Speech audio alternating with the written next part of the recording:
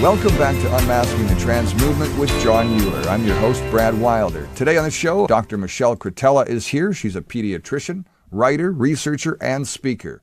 She is a consultant and contributor to the Rhode Island Family Institute and is the advisory board spokesperson for Advocates Protecting Children. She served as the first executive director of the American College of Pediatricians from 2018 through 2021 as well. And prior to being hired as an executive director, she was elected to the Advocates Protecting Children Board of Directors back in 2005 and was elected to 4 terms each as vice president and in 2010 and president in 2014. With that, I'd like to bring in Jon and Dr. Ann and, of course, our guest, Dr. Cretella. Brad, thank you as always. And Dr. Ann Gillies, I'm so pleased that you are now our co-host, and we're both very grateful and excited to continue this conversation with Dr. Cretella. Absolutely. And we're going to start this section talking about genetics, I think. Dr. Cretella, you have a background in this area, so it's really going to be exciting to hear what you have to say on this issue as born that way or in the wrong body. This is one of the things that we hear often, that the children are trapped in the wrong body, or they have a girl brain or boy brain, which is opposite to their actual sex. So what do you think about that? Right. Yeah. I mean, the general public is being led to believe that it's scientifically possible to be trapped in the wrong body. And this is a complete myth. From a developmental standpoint, child developmental standpoint, you look at puberty as the time where the brain actually is recalibrating itself. It's like your 13-year-old is like your typical 2-year-old. And I'm not suggesting the age, but how a 2-year-old just goes through this incredible growth spurt mentally, right? All of the brain.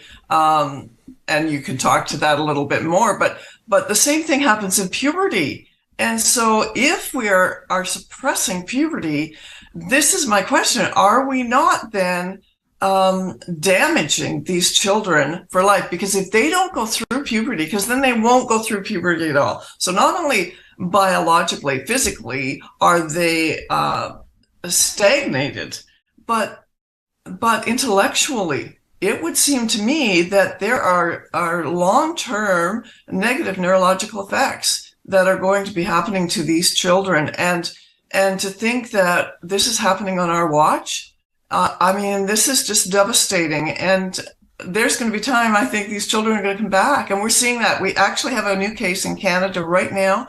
The young woman lives about an hour and a half from me, and she is suing the doctors because she has detransitioned, and to her she went through the whole sterilization, like the medicalization, and so it devastated her whole life. It devastates their life. So thank you for sharing that, and anything else on neurological effects. I'd love to hear what your thoughts are developmentally. What you said is very critical. Okay, puberty is not a disease. Puberty is a critical time period of physical, emotional, social, and cognitive, as well as spiritual development. I mean, between, let's say, age 12 and 25, the brain is undergoing rapid growth, incredibly rapid growth and maturation and organization that is directed by the sex hormones. And you're right. When we arrest, we arrest puberty, we arrest normal puberty, that child is going to be hampered and robbed of normal development. And even if they come off those blockers 2 months later, 2 years later, they have lost a time period of normal development. And unfortunately, we know from at least 5 studies now that virtually 100% of kids who are put on the puberty blockers, 95 to 100% of them stay on them and also go on to claim a transgender identity and take the cross-sex hormones. And we know that as an example, because the other side always says, oh, it doesn't matter. We give them the cross-sex hormones and they just go through the opposite sex puberty. If that were true, their bone density would be normal. It is not. So we are definitely harming these children for life. We are altering their chance at normal development. We're robbing them of that opportunity for normal development. Dr. Cretella, let me ask, I'm going to have you repeat that. This is the message. Okay, people will claim we're anti this or we're not anti anything other than that which would harm or endanger vulnerable women and children, including genuinely vulnerable men, because there are young boys, and that's the travesty of this, young boys that are being recruited into this, brainwashed into this, manipulated emotionally and mentally, just as girls, more girls now. But the key for parents to take away, in my estimation, from this first episode, if you would be so good, we're going, the time is always our nemesis on this program. Mm-hmm. If you would be so good, we will continue on with the second part of this. But I really want parents and others to understand, and again, we're not anti anything. We are pro raising the bar and the protection of women and children in all facets. But since we're talking about young people that are being impacted by this medically, the medicalization of kids, again, would you repeat for us, as former head of president of the American College of Pediatrics, you've been a physician, a pediatrician for years, that if you medicalize kids, if you give them puberty blockers, you are going to be damaging them significantly. Is that an understatement? Absolutely. Yes, you absolutely. Puberty is not a disease. Puberty is a critical time of development physically, emotionally, cognitively, and spiritually. It is a critical time of maturation. And we are robbing children of this critical, normal period of development. Therefore, they cannot help but be damaged. It is true. And we know for a fact that puberty blockers can predispose to new mental illness, that package insert says it leads to anxiety, it exacerbates labile emotions. We have demonstrated already in studies that these children do not develop their normal bone density. And we know from what Lupron does as a side effect in men and women that it impairs memory. And there's at least one case study of a little boy who did lose many IQ points. This is a horrible, criminal experiment on our children. And what makes it criminal is that when you combine the puberty blockers with cross-sex hormones, you are sterilizing them. And as I said before, that's not healthful or caring. It's an atrocity. It's eugenics. Dr. N, you had one additional question. We've got about 3 minutes left on this segment.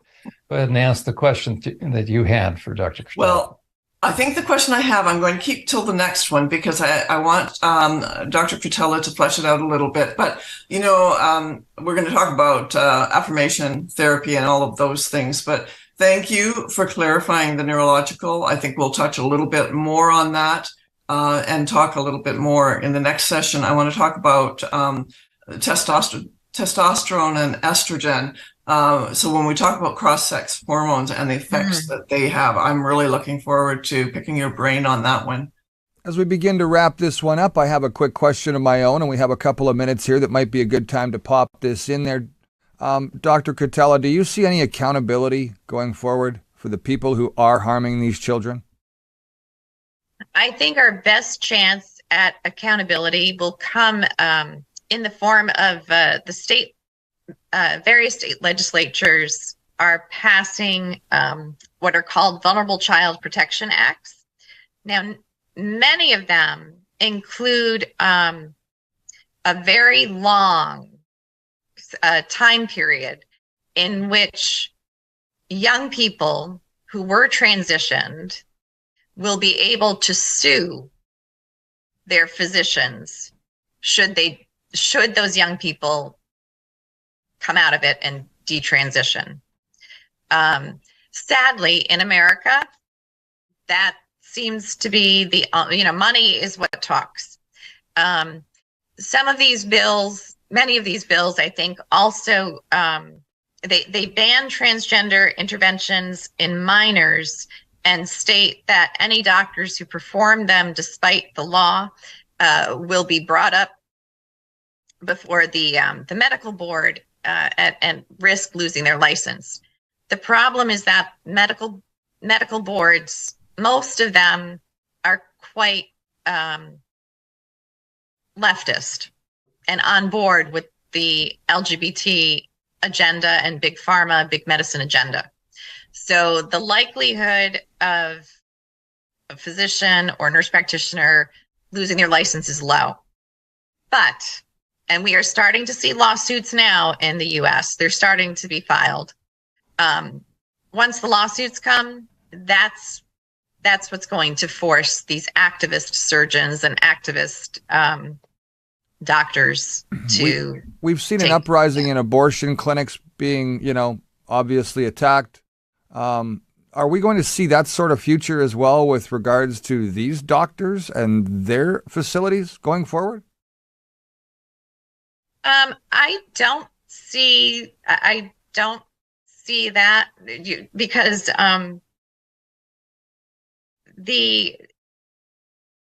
although this issue is, those of us who are fighting for vulnerable children and women, we do span the political spectrum. We're both conservative and liberal, but I would say we are not the type to lash out violently.